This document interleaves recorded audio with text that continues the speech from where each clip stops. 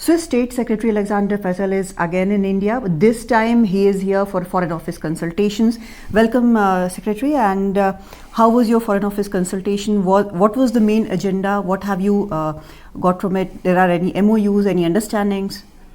Very good consultations indeed, wide-ranging consultations, bilateral issues and pending questions, but then also multilateral issues, global issues, and then question of more geostrategic and the geopolitical order. So a very wide-ranging, very stimulating and worthwhile conversation. In terms of concrete outcomes, we reviewed together a memorandum of understanding, which we have in the domain of sustainability and the environment. We noted that the results and the achievement based on that common understanding was very good. On that memorandum were very good, and we are both looking forward to an early extension of that memorandum of understanding. Well, this is something really important. But apart from this, we have just seen an AI summit in Paris. And where does Switzerland stand on that? Because we have seen the Western world come together, but it is a different kind of a bloc. It is mostly minus US. It is more focused on Europe. So where do you see Switzerland and India on this cooperation? I think there is a wide field for cooperation there as well. We need to make sure that we can capture breaking science and emerging technology for the global commons and make sure that everybody around the world can benefit from the advances in science and technology. This is something we pursue through our different activities. And in that domain, of course, artificial intelligence is one of those emerging technologies that are coming. Still, what we are seeing now in artificial intelligence is based on the traditional artificial intelligence as we have known it for many decades now.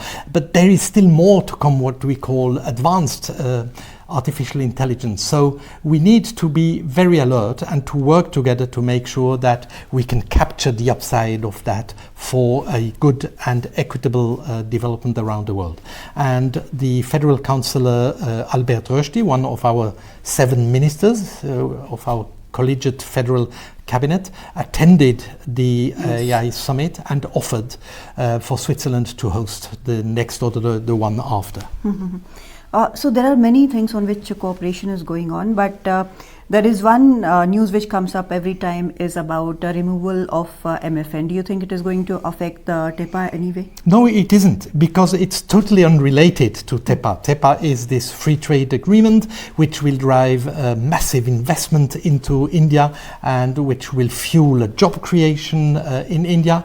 And the question of the MFN clause is entirely different. That is in the double taxation agreement. And we have not withdrawn, but we have adapted our reading of the meaning of the most favored nation clause in this particular agreement to the meaning that is attributed to it by the Indian authorities after different court cases. So we needed to adapt so that we both have the same reading of what this agreement actually means.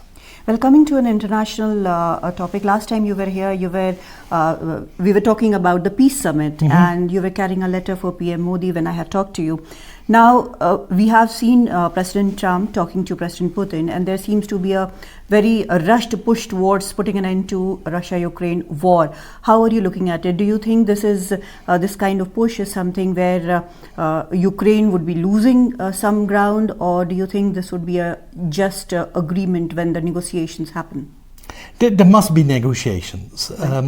Conflicts like that must be ended through negotiations and should not be ended on the battlefield.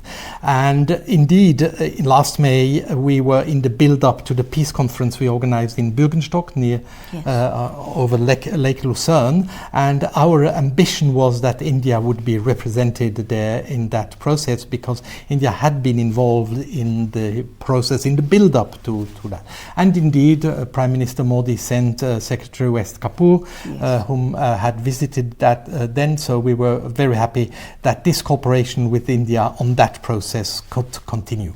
Now we need to see how it is going to evolve.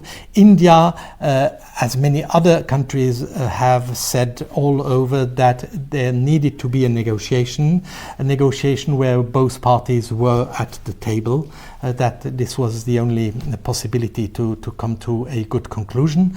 Now we hope that there is some movement so that negotiations can start. And there are many different aspects to it. You have the actual conflict, so a negotiation probably between Russia and Ukraine to end the conflict, to have a ceasefire, to stabilize and to pacify the situation. You have the wider question of a rather geostrategic order in terms of arms control, disarmament between Russia and the United States. And you have a rather European dimension, but a wider European dimension about the European security architecture. So those are many different questions that are now converging and need to be solved and need to be well organized. So the process design of how that is going to happen is very important, and that's work many different countries are working on currently. Well, in this context, we see a divergence of the views. Now, President Trump, while talking to reporters yesterday, he said that Ukraine joining NATO is unrealistic. His defense secretary says that Ukraine should not be expecting pre-2014 borders. So does that somehow create some worries? Those are elements that preemptively talk about points of substance in such a negotiation, and I would not like to go there. But it's of course the territorial question.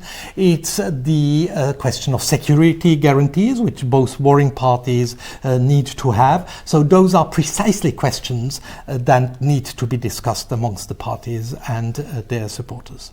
Thank you so much. Thank you very much. Thank you.